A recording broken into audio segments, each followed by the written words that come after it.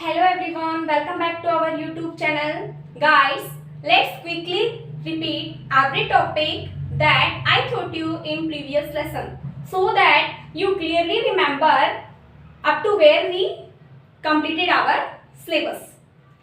We started from the very basic topic of English, alphabet.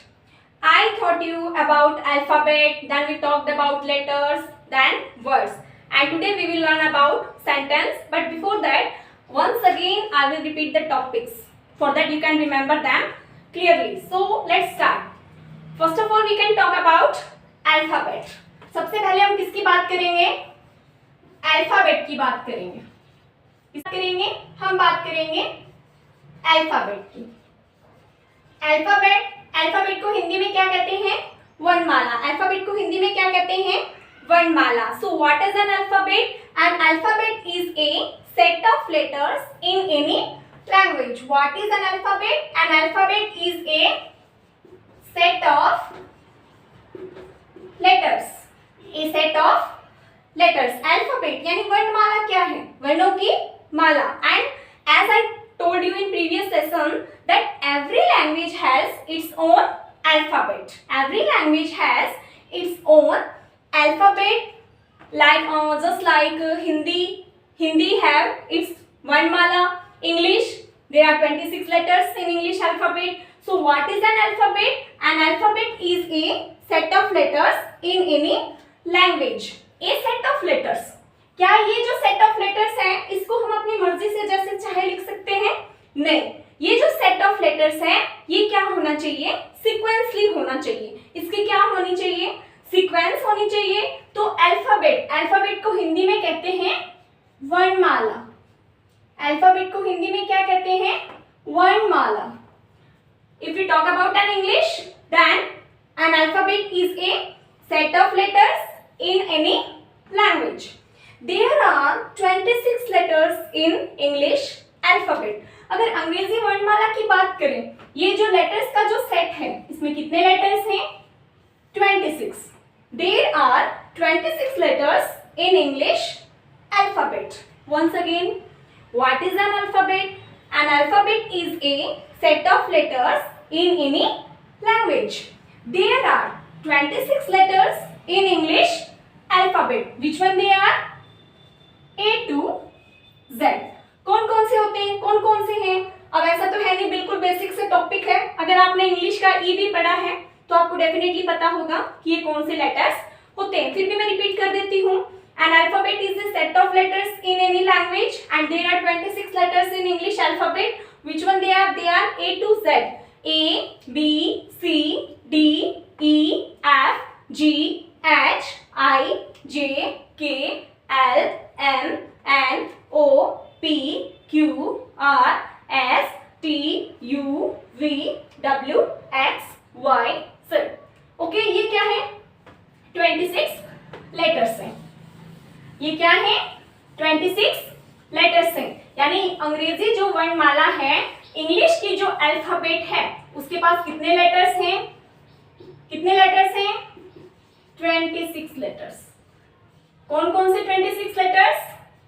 A, B, C, D, E, F, G, H, I, J, K, L, M, N, O, P, Q, R, S, T, U, V, W, X, Y, Z. ये क्या है? 26 letters of an English alphabet. अब ये देखो, जो ये 26 letters हैं English की जो अल्फाबेट है, इसके जो 26 लेटर्स हैं इनको भी हम 2 टाइप्स में डिवाइड करते हैं. कौन कौन सी? Vowels and consonant. जैसे हिंदी में होता है, हिंदी की वर्णमाला को बांटा गया है स्वर और व्यंजन में, उसी तरह से इंग्लिश की जो ये अल्फाबेट है इसके जो लेटर्स हैं 26, उनको हम 2 टाइप्स में डिवाइड करते हैं, वोवल्स एंड कॉन्सोनेंट्स. किसमें डिवाइड होंगे ये? Vowels and consonants.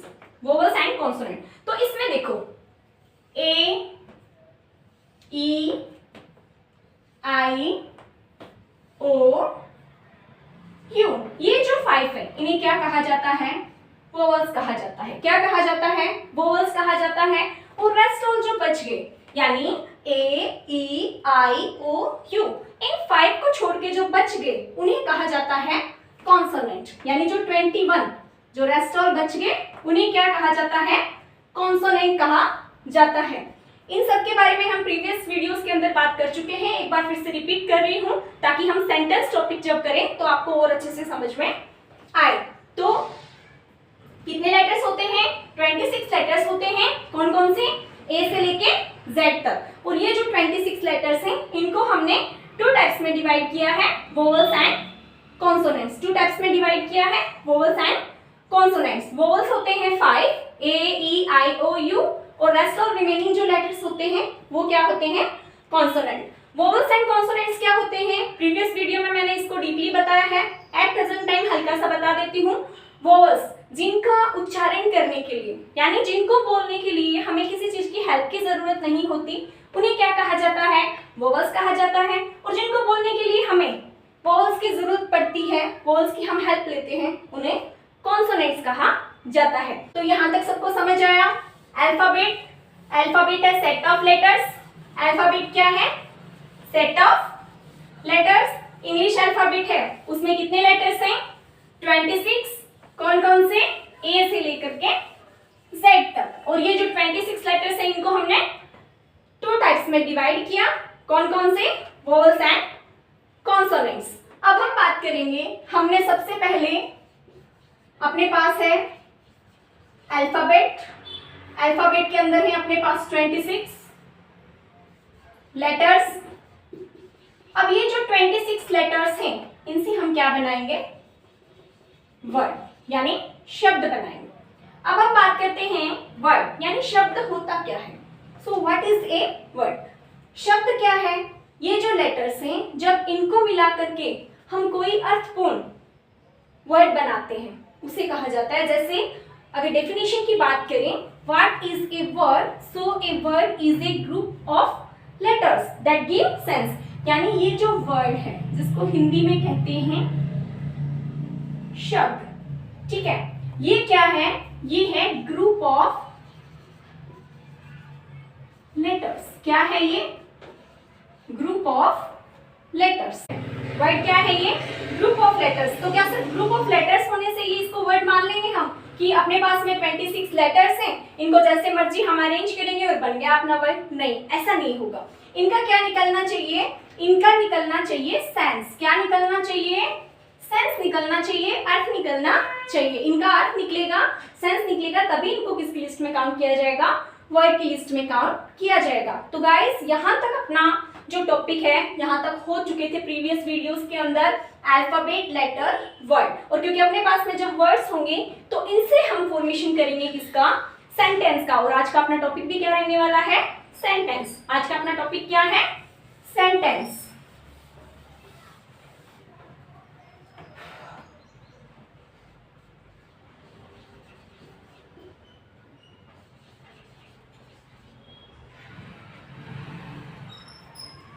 Sentence, sentence को हिंदी में कहते हैं वाक्य। सेंटेंस को हिंदी में कहते हैं वाक्य। So what is a sentence? Sentence क्या है? जिस तरह से वर्ड यानी शब्द एक group of letters that give complete sense होता है, उसी तरह से सेंटेंस क्या होगा? सेंटेंस होगा ए ग्रुप ऑफ वर्ड्स। वर्ड क्या है? Group of letters. और सेंटेंस क्या है? Group of words. दोनों में कंडीशन क्या है? इनका निकलना चाहिए sense. So what you can say, what is the definition of a sentence? A sentence is a group of words which makes complete sense. What is the definition of a sentence? A sentence is a group of words which make complete sense. Let's write the definition. A sentence is a group of words which makes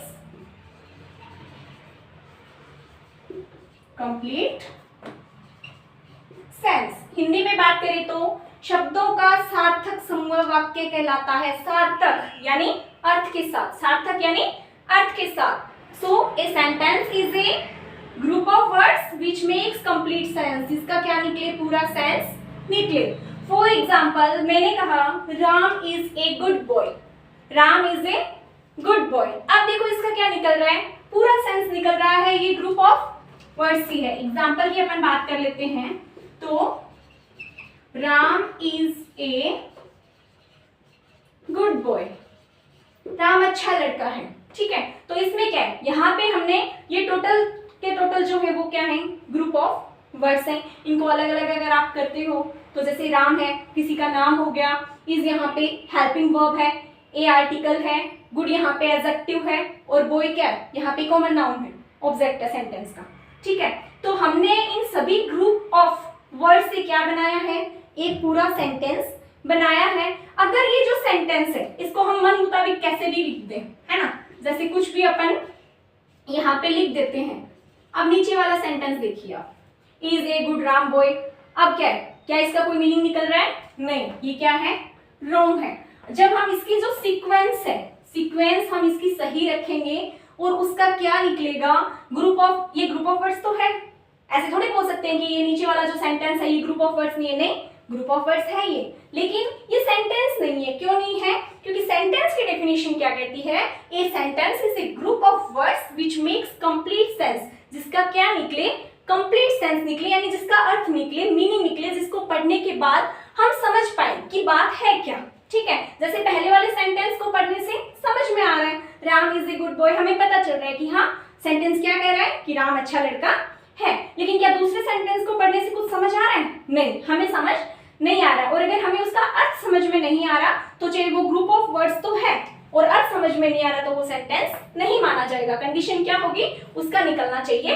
अर्थ, क्योंकि शब्दों का जो सार्थक समूह है, सार्थक यानी अर्थ देने वाला, उसे क्या कहा जाता है, सेंटेंस कहा जाता है। अब हम बात कर लेते हैं सेंटेंस के पार्ट्स की। सेंटेंस के पार्ट्स की एक चीज का ध्यान रखना, काइंड्स अलग होते हैं और पार्ट्स अलग होते हैं। यहाँ पे मैं बात कर रही हूँ पार्ट्स, पार्ट्स यानी अंग, वाक्य के अंग। यहाँ पे बात हो रही है अंग यानी पार्ट्स ऑफ ए सेंटेंस। तो सेंटेंस के 2 पार्ट्स होते हैं। कितने पार्ट्स होते हैं, 2 पार्ट्स। कौन कौन से, subject and predicate, subject and predicate. Subject को हिंदी में क्या कहते हैं, उद्देश्य, प्रेडिकेट को क्या कहते हैं, विधेय। Let's once again repeat the topic. Our today's topic is sentence. What is a sentence? A sentence is a group of words which makes complete sense. शब्दों का सार्थक समूह वाक्य कहलाता है। When we talk about parts of a sentence, वाक्य क्या? Then there are 2 parts of a sentence, subject and predicate. Subject को हिंदी में कहते हैं उद्देश्य, predicate को कहते हैं विधेय। So guys, आज का अपना यहाँ तक का टॉपिक आपको डेफिनेटली समझ आया होगा। जैसे कि एज ए रूटीन एक बार फिर से रिपीट कर देती हूँ, so that you can once again recall all the topics. We started from alphabet, and alphabet is a set of letters in any language. Every language has its own alphabet. When we talk about an English alphabet, then there are 26 letters in English alphabet. Which one they are? They are A to Z. From these letters, these 26 letters, when come together and give any word, any meaningful word, और ये जो set of letters है, इनसे जब हम कोई शब्द बनाते हैं, a group of letters that give sense, तो वो बन जाएगा वर्ड। और जब ये जो वर्ड्स हैं इनसे हम कुछ बनाते हैं, एक ग्रुप ऑफ वर्ड्स, है ना, इनसे जब हम कुछ मीनिंगफुल बनाते हैं विच गिव्स सेंस, यानी विच मेक्स कंप्लीट सेंस, तो बन जाएगा अपना सेंटेंस। जब सेंटेंस की अपन बात करते हैं तो सेंटेंस जो है वो है शब्दों का सार्थक समूह, और इसके पार्ट्स की बात करते हैं, then a sentence has 2 parts. कौन कौन से, सब्जेक्ट एंड प्रेडिकेट, उद्देश्य और विधेय। In our next video, we'll learn about subject and predicate.